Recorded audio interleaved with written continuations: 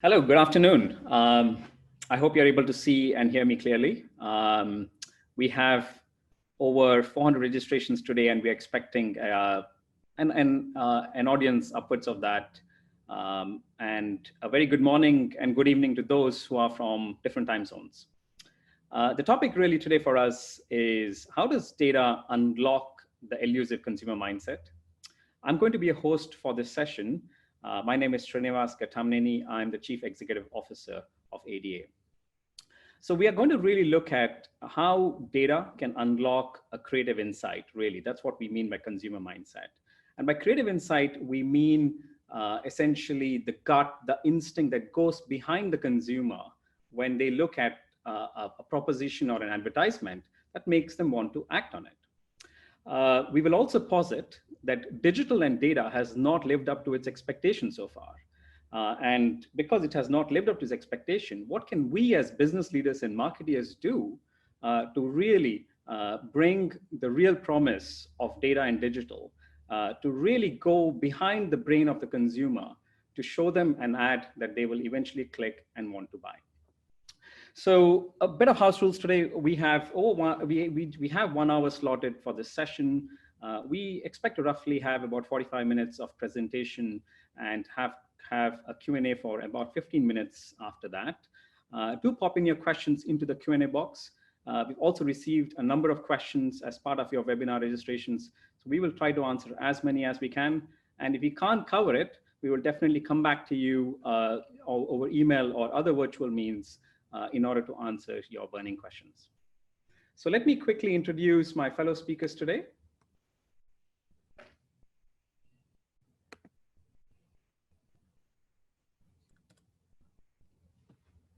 So our second speaker will be Shelly Ng. She is our head of video analytics and creation engine at ADA. She's the one who's really the logic behind how do we gather all this data? How do we unearth the creative insight? Our third speaker is Fero Haizal Karim. We call him Fero. He's our head of creative ADA in Malaysia. He's the one that takes a lot of this logic and converts it into a magic, which is the creative expression for us to eventually act on. And just moving on to the next slide, I just wanted to also introduce a little bit about who we are, what we do, and what's the process that we really follow in this logic to magic process. ADA is a data and artificial intelligence company. We design and execute integrated analytics marketing campaigns. We work with a whole list of industries in telecoms, in automotive, in retail, travel, transport, etc., and banking and financial services. And across 9 countries in South and Southeast Asia, you can see our presence on this slide here. And of course, no data and AI company is worth its salt without a strong data footprint that it holds and manages. We, across our 9 markets, process 375 million consumers' data. These consumers, through their various mobile phones, digital screens like iPads and laptops, leave a lot of digital footprint. So from this different digital footprint, we actually unearth their digital behavior, which is culled from over 400,000 apps on their respective smartphones. We also gather their offline behavior from 1 million point of interest in these different countries. Their content consumption patterns, what type of videos are they viewing? What are their sentiments and emotions about these videos from over 800 million video views? And lastly, their social media use, which is analyzed from over globally 150 million sources.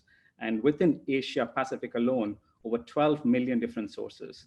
And these sources are largely your social media websites, your discussion forums, your blogs, etc. Of course, all this data is then processed, and you might argue that is a humongous amount of data. But we do require all of this to really come up with that one creative insight.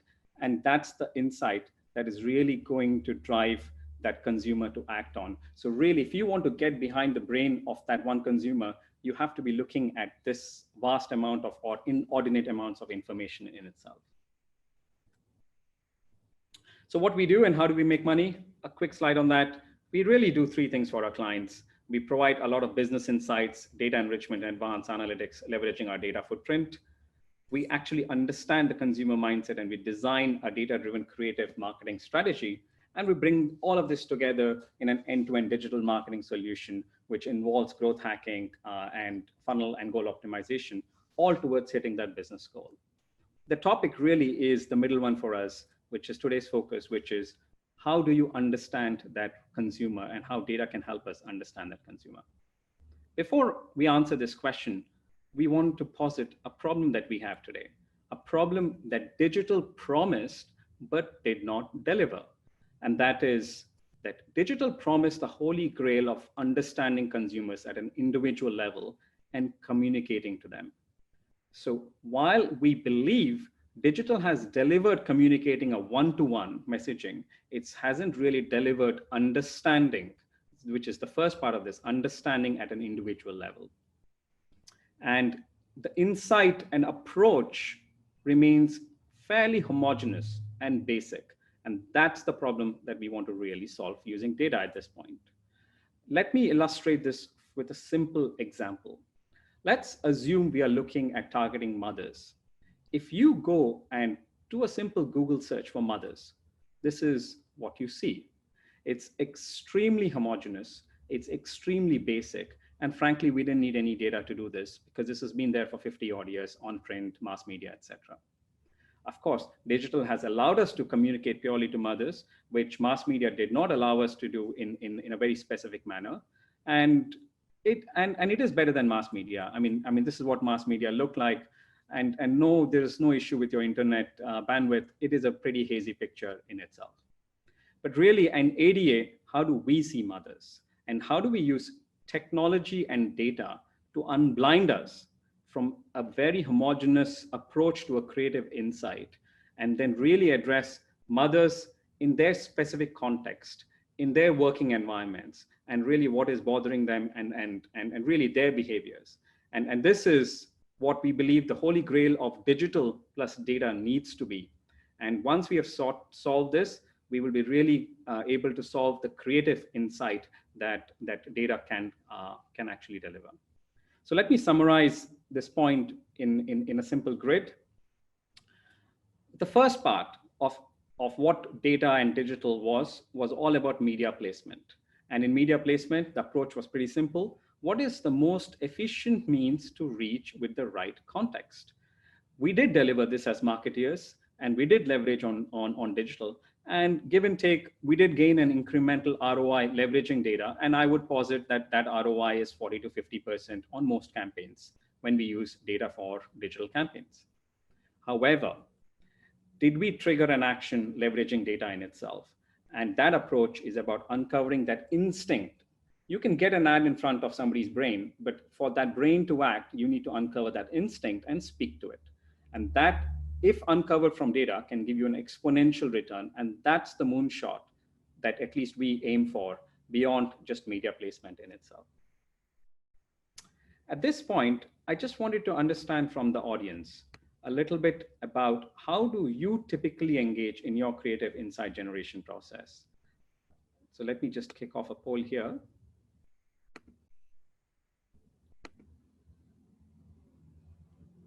So if you could just select your most primary approach to a creative insight generation process, please.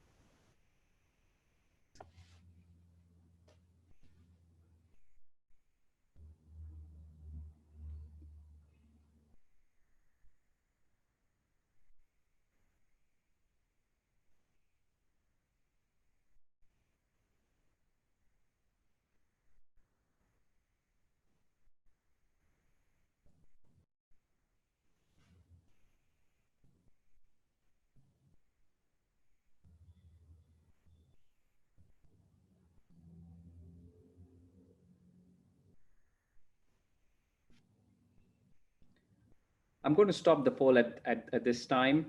Thank you for all your answers. Let me share the results back with you.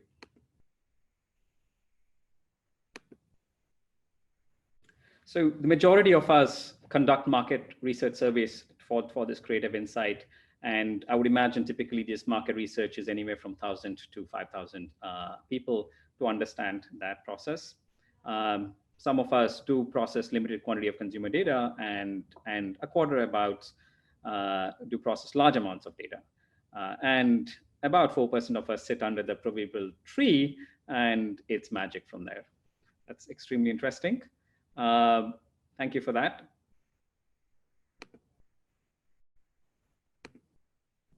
So how do we do this in ADA? We have a simple framework that we follow. Through data being the input, output is end of the day a creative expression. There are really 3 steps that we look at, leveraging all the data footprint that I spoke about, from digital behavior to offline behavior to video consumption patterns, and of course, social media use. The first step is really uncovering the unconscious mind's real need, leveraging data. The second step is, of course, every product and proposition has a target segment that it wants to speak to. So once we've uncovered the real universal truth from the unconscious mind, can we recalibrate it for the segments? Why? This will give us an additional insight. So for example, if we had looked at the mother's example, of course, there would be a homogeneous mindset that we want to uncover, but then recalibrate it really for the target segment that we're going for. And lastly, every creative expression requires an input into what type of tonality to use for that category or product or proposition. And the question is, can data help us inform this content tonality so that the creative expression is more relevant for the target segment? So we thought, why don't we apply this framework on a real life example and show you some results of what a creative expression looks like. So we thought, let's pick a very simple piece of furniture that all of us will have in our house. The mattress, the unsung hero that we all sleep on every day. And then we thought, okay, what is the most expensive furniture that most people have? And it's generally the couch. It's probably not the mattress, though despite you spend a huge amount of time on the mattress in itself. So the question is, can data help sell a $5,000 mattress? Let me ask you guys a question. One second, let me kick off the poll. How much did you spend on your mattress? So I just want to get a bit of an audience insight of how much do you spend on a mattress in itself.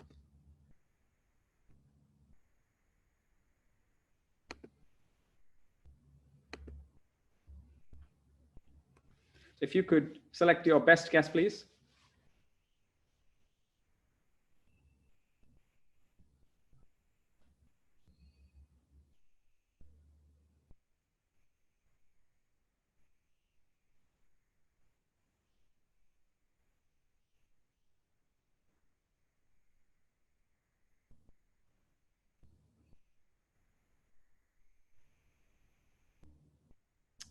Thank you for that. I'm going to end the polling here. We're not starting a wager on this, but the results are what we expected when we did this in our office too. So majority of you spend below $500 on a mattress. The next one is $500 to $2,000, but we can assume majority are below $1,000. I would imagine from this data. So the question is, can we unearth an insight to sell you guys a $5,000 mattress?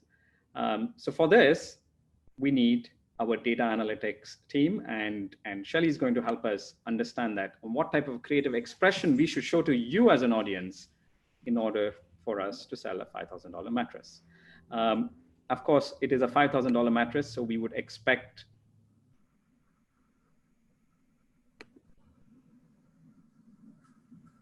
sorry, a bit of technical glitches here.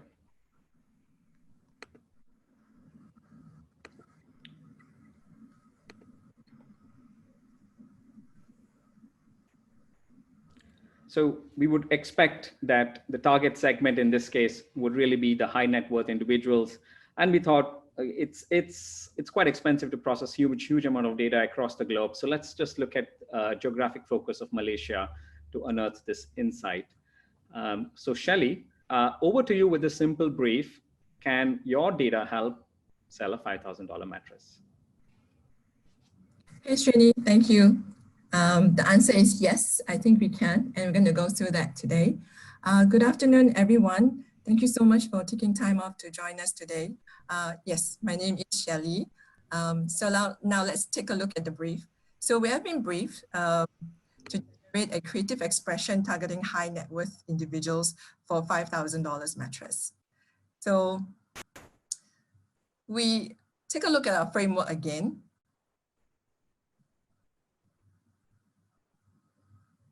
Sorry, I think there's some technical glitch again.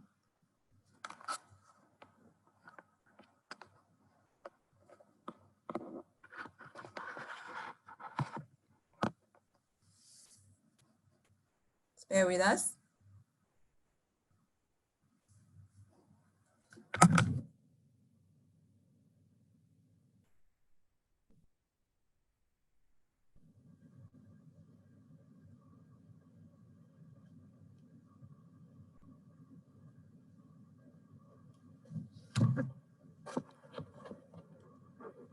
Okay, right, good, we're back. So yeah, using our framework, let's look at step one now. We started our research by looking into data of conversations about and around mattress. And this led us to other interesting discoveries, which we will take you through in the coming slides. So let's now look at what consumers say about mattresses. We collected data of conversation using the keyword mattress, and here are some of the key findings. Trending chatter around mattress are more about bedding, pillows, sheets, and sleep. And surprisingly, we found no trending brand names. So it looks like the conversation about mattress is brand agnostic. The conversation around mattress has happy emotions around it. And that is largely attributed by the words we saw earlier, like sleep, bed, pillows, family, and positive experience.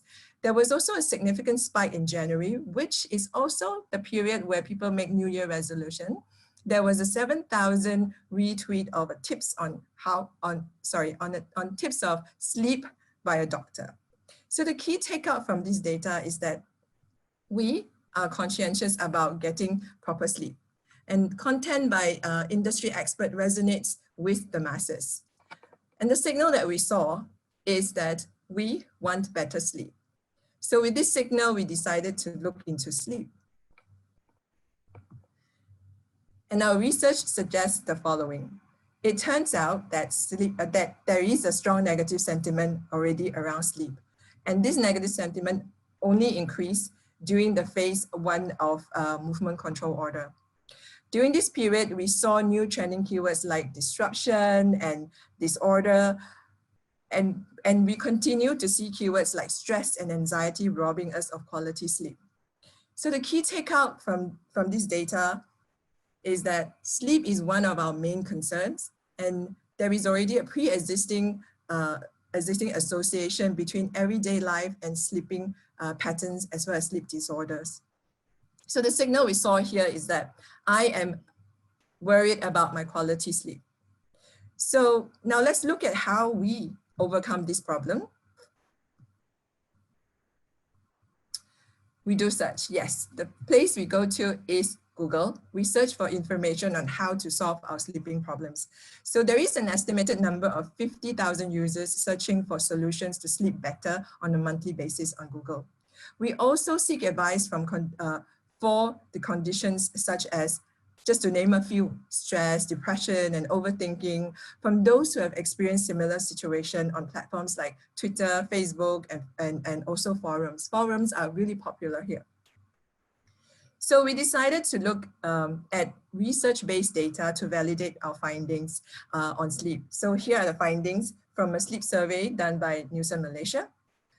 We sleep 43 minutes less than the healthy average. 9 out of 10 of us suffer from 1 or more sleep problems. 4 out of 10 of us takes 10 to 20 minutes to fall asleep, longer to fall asleep than the healthy average. And 46% of us wakes up in the middle of the night and find it difficult to go back to sleep. Then we decided to take a look at the app usage and see what this data tells us. So we saw on YouTube, the highest views of videos associated to sleep is from the category of ASMR and sleep music, such as meditative music, calming sound like sea waves, forest sound, and lo-fi, just to name a few. And this video takes up 52% of total views related to sleep on YouTube. And video content on sleep wellness, such as remedies to sleep and how to sleep better, these videos takes up only 21% of the total views on YouTube for video related to sleep. And we took a look at what are the numbers of people using sleep apps on a monthly basis, and that number came up to 20,000 on a monthly basis as well. So the key takeout here is that audio sleep aid is actually widely consumed, and there is of course a preference that leads towards calming effect of familiar and soft sound. And the signal here, very interestingly, technology is now a new lullaby, and mattress has been forgotten as a sleeping aid. So, and this actually concludes our step one, the step one of our framework. What we uncover is consumers' real need is aids to find better sleep, but the mattress is overlooked. So now let's move to part two of our framework. This is the time we recalibrate this data with our target audience. So now let's take a look. Who is our target audience? So our target audience, as mentioned in the brief, they are high net worth individuals. Early on, you saw that our exact data, from our exact data, there is 375 million profiles. And out of that, we identified 4.5 million of them are high net worth individuals in Malaysia. They live in expensive neighborhoods, and they frequent places like luxury auto showroom, golf and country clubs, high-end restaurants, and they enjoy luxury travel destinations as well. And clearly, fitness is important to them. As we see, 51% of them follow a fitness regime as part of their lifestyle. But how much do we know about their mindset?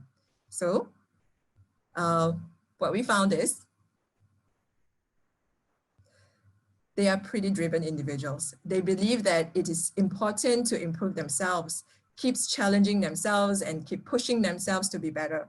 They try to fit as much as possible in a day and constantly finding ways to hack to greater success.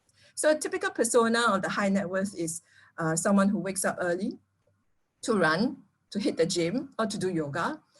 Generally, they are heavy readers and very driven to improve mentally and also intellectually. Willing to spend to better oneself, and usually they are the key decision makers in their families and at work. But do they have sleep problems? So let's find out. The data shows us that sleep-related condition is top on the health condition list of this group of audience. To them, sleep is seen as a problem, not a tool for success. So what we want to reach and influence this mindset is we want to suggest another hack to greater success. We want to establish that sleep is a life hack. With that, the why to our target audience is, we've come to the why of our target audience, and it's good and restful sleep is an important hack to greater success. So now let's look at the third part of our framework, which is the tonality. So to find the tonality, we decided to look at the content that they watch. So let's look at that. These high net worth individuals has a mindset of constantly improving. Our video analytics tool shows that they consume a lot of content about other successful individuals, CEOs and founder stories, their point of views and interviews. So these are the content that they consume most. This insight here shows us that they learn and follow other high-power achievers who are accomplished individuals who seek to optimize their lifestyle just like them. So this brings us to the tonality of inspiring, follow other high-powered achievers. Now bringing it all together, through data, we uncover the mindset that we uncover is that consumers' real need is about finding better sleep, but the mattress is overlooked. We recalibrated the why to our target audience, which is good and restful sleep is an important hack of the high net worth. And lastly, we recommend that the tonality be inspiring and follow other high power achievers. To this brings me to the end of my data presentation. I hope you enjoyed it. And now I will pass the presentation to Fero, Head of Creative ADA, to take you through the creative expression. Over to you, Fero. Thank you, everyone.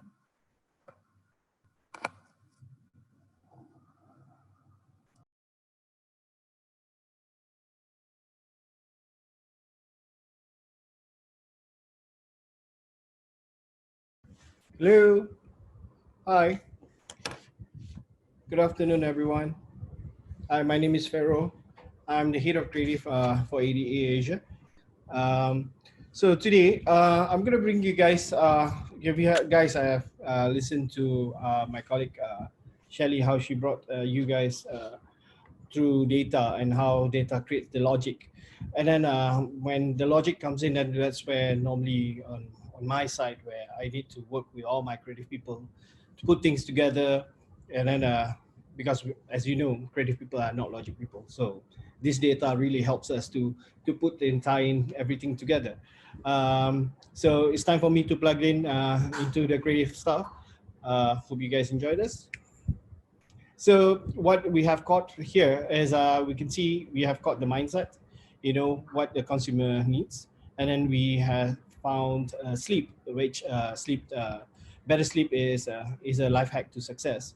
The tonality here that you see is follow other high-powered achievers, so empowering others, and then our target audience, the high network achievers. Yeah, so the one that willingly to spend on themselves, high performers, yeah, to achieve hires and to improve their physical and mental and intellectual. So success stories, all well-known high net worth individuals will inspire this group. That's how we're moving forward.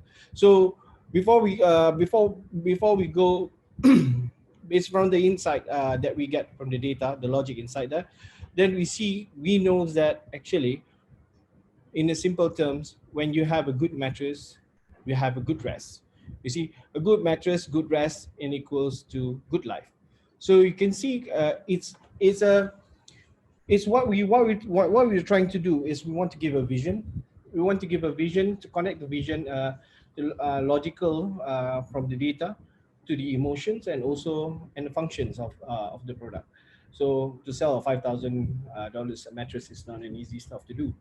See, but there's something here, a connection that we could build.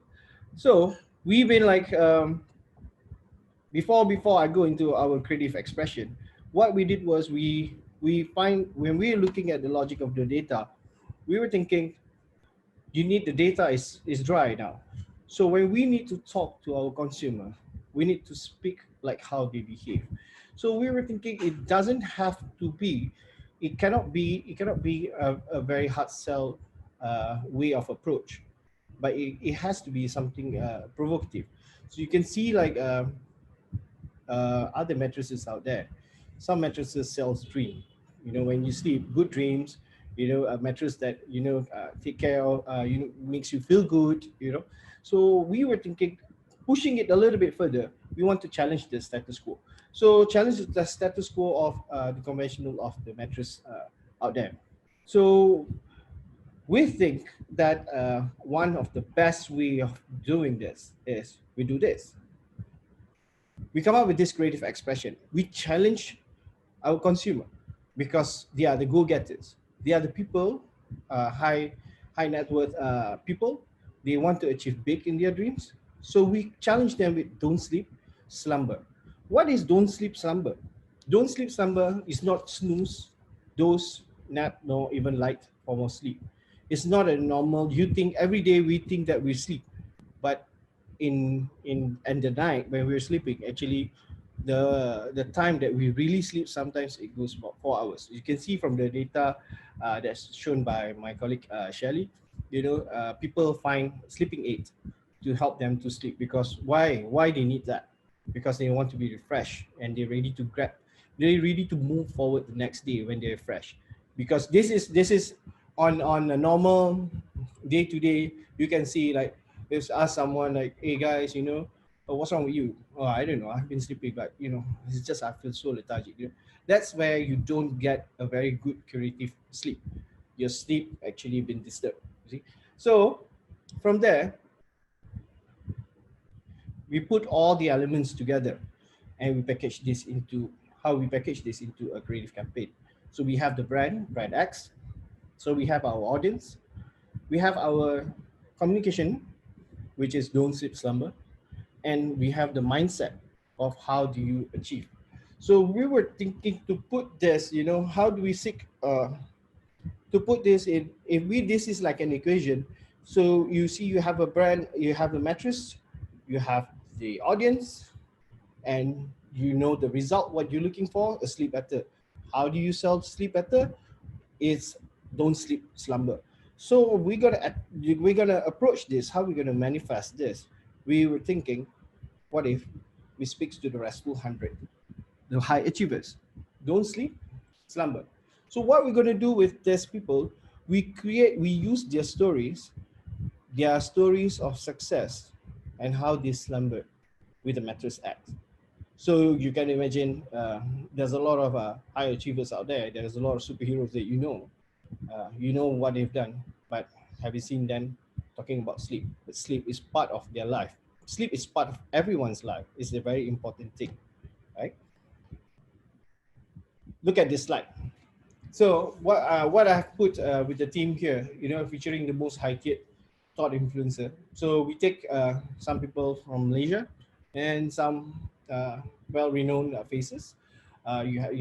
Jack Ma. I don't have to tell about story of Jack Ma. Everyone knows him. Tone. You have Jimmy Choo. We have Christine Lagarde, and then we have also Michelle Yeoh. So these are all high-profile people in a different category, different segment. So we're gonna see how they fly to their success in using the mantra, where they don't sleep, where they rest well, they slumber, they have a more curative sleep. Yeah? So let's take this guy. Oops, sorry. So Jack Ma, I'm taking Jack Ma as a profile because interestingly how Jack Ma, he says, one of his quote, he says, nothing, if I don't sleep well, the problem will still be there. If I sleep, I have a better chance to fight. This is a very interesting, because when we look at this, normally when I do brainstorm with my team, so we get too deep into the ideas. So everyone would think this is the best idea. So everyone will fight over the ideas. People will fight with the media people, will fight with the servicing people. There's a lot of people coming in there. A lot of brains comes into the process. Then in the end, what we'll do is we'll just say, we tell everyone's like, sleep over it. So when you sleep over it, the next day when you come back to work, you revisit the idea, then you'll be like, wow, what did we just do last night? So it's like, whether it works, whether it not, when you sleep over it, then you will know, aha, that's where the aha comes in. Yeah. So look at this next slide. The slide that you guys see. So you imagine this slide. Why is this slide like this? This is a visual illustration. You imagine Jack Ma with his high profile, the things that he does in life, how he brings out Alibaba, how he made out his millions, and how he started. It's interesting. All the hero stuff that he does, but have you ever seen him rest? So we were thinking, we want to make a page topper, a page topper visual. So something that is stoppability, something that people want to question and ask. And it's something is very, very interesting, become intuitive conversation. So if it's a mattress, you imagine Jack Ma in his room with his pajamas, having his coffee, getting or a cup of milk, getting ready to sleep. Is very, very different and than any other mattresses. If I put this in, I put in everybody sleeps, but Jack slumbers. And then I profiled it with his slumber story. For instance, what we've written here is like, after reinventing himself over decades worth of opportunities and success, Jack Ma believes that great ideas come from a well-rested mind and body. And subtly will inject after all is said and done, we find himself navigating and falling asleep into his luscious mattress acts, undisturbed in perfected comfort to wake up refreshed and ready for the next challenge. So we create this based on his real story from the data that we have, the logic data that we have, to our target group. Next, if I put this, then the story become an ad. So you imagine if it's a series of this, if a series of this inspire the go-getters out there, that's inspired to be to this restful 100. Maybe it could be like this, or it could be like this lady here. It can be a different profile. It works in different sectors. It works with, from fashion to film stars. They are all high profiles. The film stars that make millions of cash out there. How they made it out there from bottom. Maybe it could be like Christine Lagarde. She's the queen of the world of money. She's in the IMF. So how a lady being in IMF is very inspiring. There's something that, a story that inspires other women to be like her. Or maybe it could be like him, or maybe like him. So as you can see from here, so how the creative expression of don't sleep and slumber sign, how we connect to the restful 100. And the restful 100, it connects back to what the mattress does to these people. So I take it a little bit further. As you can see also, there are some, maybe there are questions that people ask, like, how do we take this into a different context, different medium? So if we have a restful 100 contextual buy, so we have like a special media buy across newspaper section. We feature the famous 100 people based on different category. So as for example, we could use Serena Williams, for instance, in the sports category, how she sleeps, how she don't sleep but slumbers during her Wimbledon, for instance. So that will inspire another category of people. So maybe we look into entertainment, how as a Rose, I don't know, like how he's a very energetic performer, and then how he don't sleep but he slumbers to get ready for his next concert, for instance. We can put everything into more interestingly context with a proper media placement. Yeah. So next, this is a slide that what I think most of people will ask, like, if we take this and cut it across to all platforms, how will it look like? How this will create a conversation? So interestingly, why this approach we get into the area of where they sleep, because high achievers, you see them in action, but you never seen them resting. So using that as a visual cue and connect that with the expression, it creates a words of buzz. Same goes when it goes on social media. So it also works on ground. So for example, you can take the same based on, if we study research on how many people walks in, we have a data that shows how many people walks into the showroom to check on new mattresses and stuff like that. We could do a proper target, for instance, to our audience. Yeah. So in a nutshell, so what we have here in mindset, we want to sleep better. Problems, we know people don't know mattress are the solution to better sleeps. A sleep better is equivalent is a hack of life, a hack to success. It's not a tonality here. What we are looking at, follow other high-powered achievers, and then our target group who are people who are willing to spend, a big spender, high performance, and also high performance to improve physical, mental, and intellectual. So therefore, we want to get there. You don't sleep, you slumber. How are we going to execute it? By using the restful 100 famous people.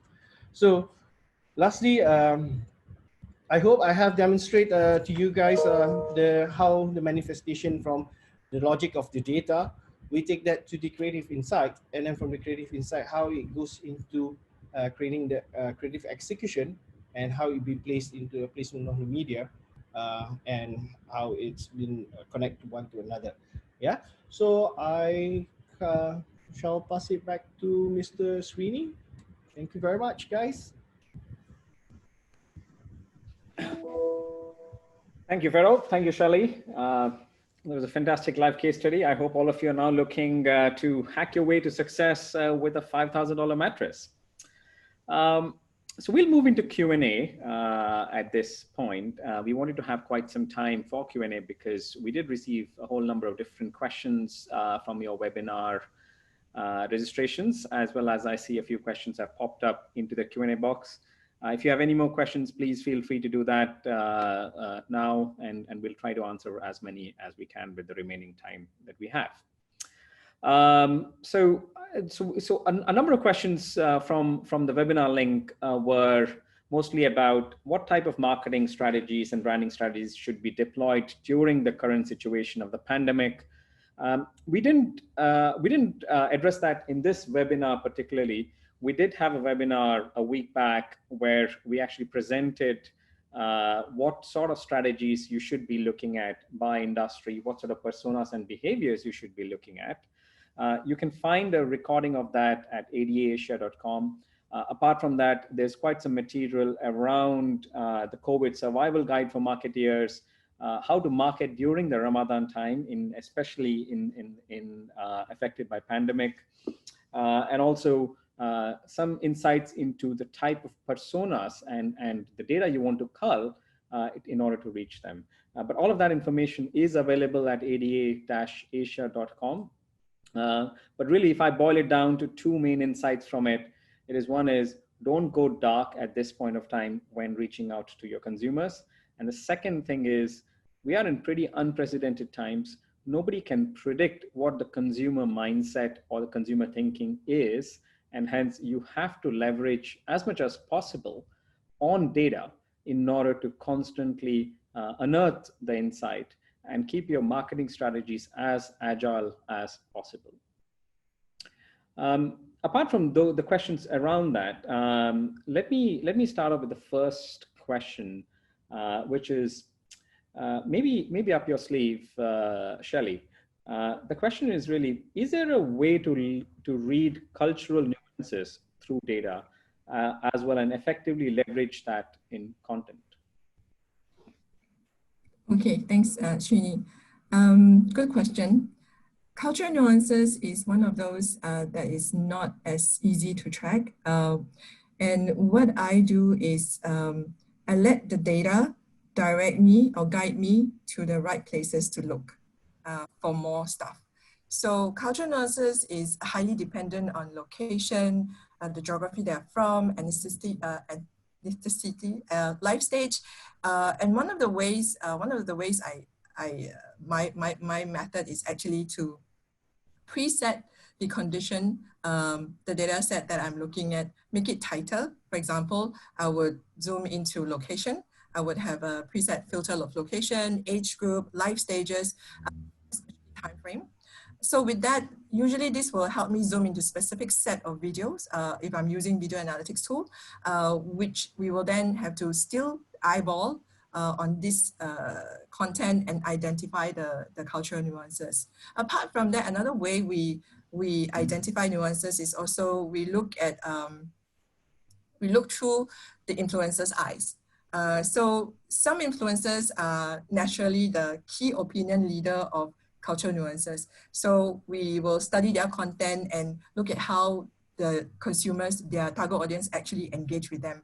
And then that's how we use the data to funnel our strategy. I hope that helps. Thanks, Shelly. Maybe there's just maybe a follow-on question to that, a little bit linked. What data should brands track during this time? Okay, during this time, I think the most important thing that brands need to do is actually to listen. And not only listen to what people are saying about your brand, but also listen to what people are going through generally. Listen to the community. Because this is a time when brand cannot afford to be too pushy, nor seem to be not caring.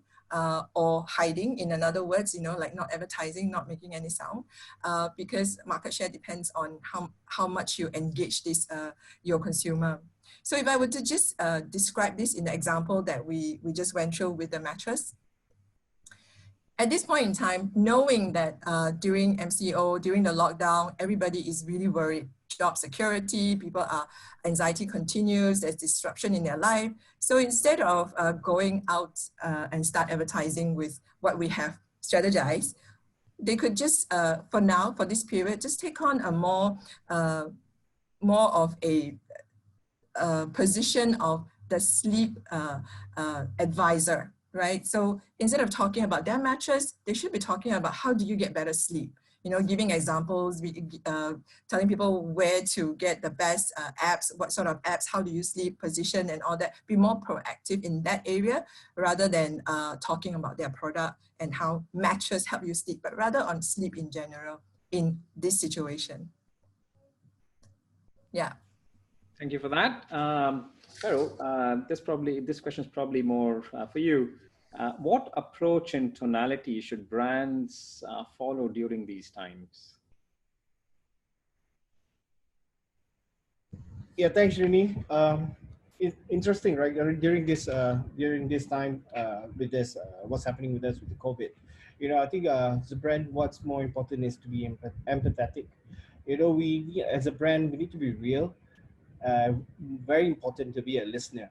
So because we know every brand is different, but if we can use for example, using logic from the data, it may help us to pivot and prioritize the approach. You see, we need also at this point of time to avoid capitalize on crisis, and also we need to mind our tone and show our positivity, not ignore it. Lastly, I think highlight your brand on how as a brand you can help the people with this current timings of now. Yeah, thank you. Thanks, let me take the next question. There was a question in our pop-up box. Could we apply this whole thing into out-of-home media? Of course, today we were mostly discussing about how do you use data in order to drive the creative insight to really unlock the consumer mindset. When it comes to media placement, yes, you can, of course. Then it is about really figuring out from a data point of view, the location, etc., of the target consumer segments, what paths do they follow on their way to work, etc., and then look at picking the right out-of-home placements in order for them, if they're commuters, if they're drivers, etc., really looking at their behavior and then, of course, crafting a media strategy and a media placement strategy around it. That, I think, of course, has been done and dusted extremely well from analytics. But today we were really looking at the insight generation process in itself. There's one more question here, Fero, that hopefully you can answer. It's a bit more broad. What are some of the challenges you anticipate for content and storytelling going forward? Wow, this is I think this is very interesting because I think it's a question where it goes to all the clients out there. Yeah, we know as we all know, what we look for is normally people as of today environment, today's scenario, we want fast, we want cheap, and most importantly, good result. I believe everyone's holding into that mantra right now. But the challenges normally we anticipate for content and storytelling is when we hold on to that, we still need skills and time. Skills and time requires we need to produce, we need to get the right people. So to get the right people, it requires more time to do it. And then when you go to cheap, normally we get into amateurish. So the problem there, to get a good result, normally the creative team will feel like, we just keep dreaming on getting good creative when you cannot spend a little bit more. But there's a mid ground here where you still can produce good stuff, good content, and good storytelling. One of the way that I find how it works with our current client in EDA is we have to work together. So meaning is more building the trust between each other. So by building that trust, we meet in the middle. So by meeting in the middle, so for instance, in terms of cost, in terms of thinking, in terms of cutting the process, making it faster, I think that what will minimize the challenges on keeping consistent content and create a good storytelling together. I hope I answer you, Srini. Yeah, that's a tough one for sure, right? But you did a great job. Thank you very much. There was a question on actually something very personal, I think, which is I can't go out and do any video shoots at this time, of course, largely due to the lockdowns, I would imagine. However, I have a lot of videos to produce for various segments for targeting. What tools and technology can we use for this? Shelly, maybe over to you. Interesting question. In fact, we also was very proactive in helping our clients solve this problem. So there was a lot of requests. We did take some time to get to this solution, but so clients came to us and say that we need to, we can't shoot. How do we create our ads, right? So what we did was we took some of their old ads and then we repurposed it and mixed it with new footages and created ads for them. So this is not something that is new to ADA. ADA has been doing this throughout the years at a much smaller scale before, but today is at a much larger scale. So we have helped one of our clients. We took a 30-second video, and from that 30-second, we actually created another 240 hyper-targeted 15 seconds video to specific personas, especially during this time. And also we very quickly changed the messages to cater to what the environment is today. So we have come up with a exclusive package for just this period of time where you can actually come to us and we can help you create a video at $108 only. So, and these videos are really for us to specifically take some of your old stuff, mix it with some new, or just repurpose your old stuff so that, it helps alleviate the whole stress of not being able to create new videos because of the lockdown. So yeah, you can just check out our website or, reach out to me or any one of us if you want to know more about that. Thanks. Thank you, Shelly. Just picking some questions from here. We might have just time for maybe just a couple more. So the question on how did you figure out who are the high net worth individuals? Of course, following a classic definition, it's a lot to do with your income levels. But we at ADA do not believe in going with a classic definition of demographics, income segments, etc. So we really look at a user's behavior, and that behavior is either from an offline point of view or from a digital point of view. Especially offline is a great way to reduce somebody's willingness to spend on something. Especially, are they visiting luxury showrooms? Are they in golf resorts or expensive resorts? Do they travel for leisure? What type of countries do they go to? This is something that we are able to plot from pure offline behavior point of view, and then corroborate with their willingness to spend against past purchases. That gives us an extremely useful sample data to then look for signals which then other high net worth individuals will exhibit. And if you followed Shelly's presentation, from this process with over 375 million consumers, which we have in our data management system, over 4 million were found in Malaysia who exhibit those type of signals. And that's the pool, audience segment pool, that we start from in order to then start to decipher from. Maybe one final question before we run out of time. Shelly, is really here one for you. What are some of the tools that you use analytics tools that you use to actually perform your analytics work to uncover the consumer needs. And maybe here we can just explain some of the tools we've used for uncovering the consumer need from the mattress to sleep to high net worth tonality. Typically, we use about 5 different tools on a minimum, at the minimum. But one of our the favorites are actually the social listening tool, our social listening tool. This is where we get to know what's really going on in the market at real time, because the data is really very recent.